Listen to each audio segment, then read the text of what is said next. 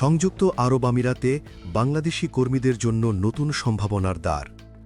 সব ধরনের ভিসা চালুর বিষয়ে ঐতিহাসিক অগ্রগতি। আসসালামু আলাইকুম। সংযুক্ত আরব আমিরাতে বসবাসরত সম্মানিত প্রবাসী বাংলাদেশি ভাই ও বোনেরা, আপনাদের জন্য অত্যন্ত আনন্দদায়ক এবং আশাবঞ্জক একটি খবর রয়েছে। সংযুক্ত আরব আমিরাতের ইউএইর শ্রমবাজারে বাংলাদেশি কর্মীদের জন্য নতুন সুযোগ তৈরি এবং বন্ধ থাকা শ্রমবাজার পুনরায় পুরোদমে চালুর লক্ষ্যে সম্প্রতি একটি অত্যন্ত তাৎপর্যপূর্ণ ও উচ্চ পর্যায়ের দ্বিপাক্ষিক বৈঠক অনুষ্ঠিত হয়েছে।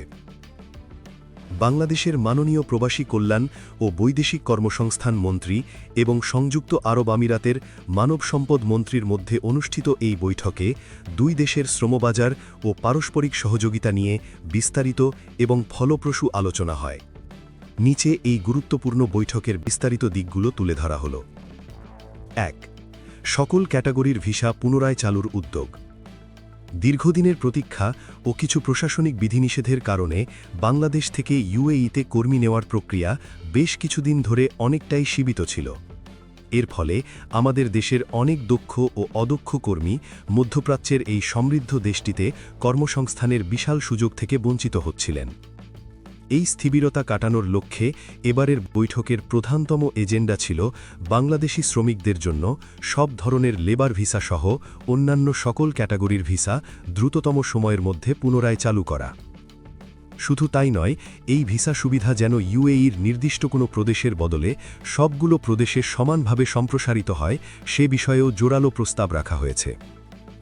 ২. বাংলাদেশের প্রস্তুতি, দক্ষ মানব সম্পদ ও নিরাপদ অভিবাসন। বৈঠকে বাংলাদেশের প্রবাসী কল্যাণ ও বৈদেশিক কর্মসংস্থান মন্ত্রী দেশের বিপুল যুবশক্তিকে আন্তর্জাতিক শ্রমবাজারের জন্য আশীর্বাদ হিসেবে উল্লেখ করেন।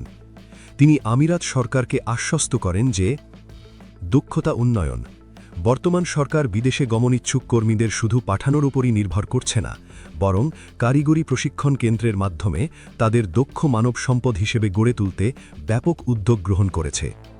ভাষা শিক্ষা, আন্তর্জাতিক অঙ্গনে যোগাযোগের সুবিধার্থে কর্মীদের ভাষা শিক্ষার উপর, বিশেষ করে আরবি ও ইংরেজি ভাষা শিক্ষার উপর জোর দেওয়া হচ্ছে। নিরাপদ অভিবাসন, কর্মীরা যাতে কোনোভাবেই বিদেশে গিয়ে বিপদে না পড়েন সেজন্য নিরাপদ ও বৈধ অভিবাসন বা সেফ মাইগ্রেশন নিশ্চিত করতে সরকার নানামুখী পদক্ষেপ বাস্তবায়ন করছে। আমিরাত সরকারের প্রশংসা ও চাহিদার কথা স্বীকৃতি। আলোচনায় আমিরাত সরকারের মানব সম্পদ মন্ত্রী বাংলাদেশি কর্মীদের অত্যন্ত ইতিবাচক মূল্যায়ন করেন। তিনি বাংলাদেশি কর্মীদের সততা, কঠোর পরিশ্রম করার মানসিকতা এবং বিশ্বস্ততার ভূয়সী প্রশংসা করে জানান যে ইউএইর অর্থনীতিতে বাংলাদেশিদের বিশাল অবদান রয়েছে। তিনি উল্লেখ করেন, আমিরাতের বেশ কিছু ক্ষেত্রে বাংলাদেশি কর্মীদের ব্যাপক চাহিদা রয়েছে, বিশেষ করে নির্মাণ শিল্প, সেবা খাত, চিকিৎসা ও স্বাস্থ্যসেবা এবং তথ্য প্রযুক্তিতে। এই চাহিদা পূরণের লক্ষ্যে দ্রুত ভিসা প্রক্রিয়া সহজ করা এবং নতুন করে পুরোদমে কর্মী নিয়োগ শুরু করার বিষয়ে আমিরাত সরকার অত্যন্ত ইতিবাচক মনোভাব পোষণ করেছে। ৪. মধ্যস্থতাভোগীদের দৌরাত্ম্য নির্মূল ও স্বচ্ছতা নিশ্চিতকরণ। বৈঠকের অন্যতম একটি গুরুত্বপূর্ণ সিদ্ধান্ত হল অভিবাসন প্রক্রিয়ায় স্বচ্ছতা আনা। অতীতে ভিসা প্রক্রিয়ায় যে ধরনের প্রতারণা, অতিরিক্ত অর্থ আদায় বা অনিয়ম হতো তা চিরতরে বন্ধ করতে উভয় দেশ একমত হয়েছে। সিন্ডিকেট বা মধ্যস্থতাভোগীদের দৌরাত্ম্য নির্মূল করতে বাংলাদেশ এবং আমিরাত সরকার যৌথভাবে কঠোর নজরদারি চালাবে। একটি সম্পূর্ণ স্বচ্ছ ও ন্যায়সঙ্গত প্রক্রিয়ার মাধ্যমে কর্মী পাঠানো নিশ্চিত করা হবে যাতে কোনো সাধারণ কর্মী আর্থিকভাবে ক্ষতিগ্রস্ত না হন। ৫. অর্থনৈতিক প্রভাব ও পারস্পরিক সুবিধা। এই উদ্যোগ সফলভাবে বাস্তবায়িত হলে উভয় দেশই ব্যাপকভাবে লাভবান হবে। বাংলাদেশের লাভ, দেশের বেকারত্ব সমস্যা অনেকাংশে লাঘব হবে, লাখো তরুণের কর্মসংস্থান হবে এবং দেশের অর্থনীতিতে প্রবাসীরা পাঠানো রেমিটেন্সের প্রবাহ বহুগুণ বৃদ্ধি পাবে।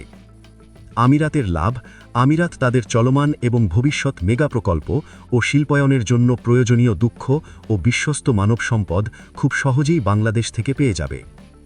পরিশেষ, বৈঠকের শেষে উভয় পক্ষের মন্ত্রীরাই দৃঢ় আশাবাদ ব্যক্ত করেন যে খুব শীঘ্রই লেবার ভিসা সহ সকল ক্যাটাগরির ভিসা চালুর আনুষ্ঠানিক ঘোষণা দেওয়া সম্ভব হবে।